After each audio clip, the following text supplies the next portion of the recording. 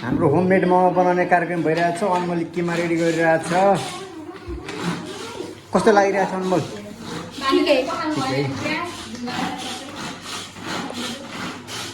सुरुचिले यहाँ बन्दा धोको अलि फोहोर बनाइदिए। बन्दा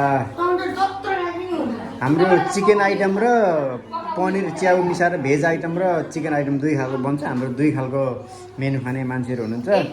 80 पिस चिकन, 400 देखि 450 पिस मोमो बनाउने टार्गेट हो।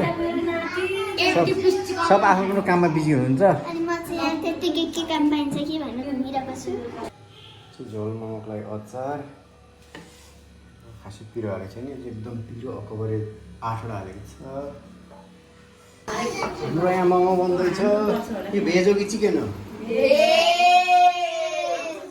हात धोको धोको छैन।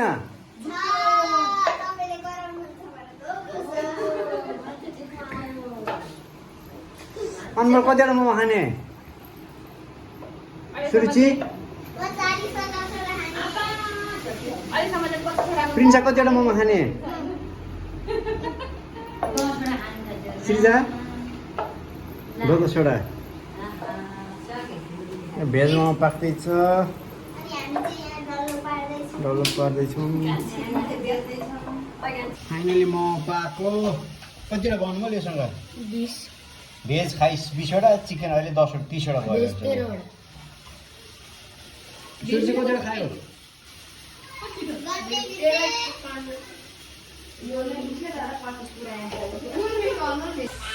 मोमो रेडी भयो।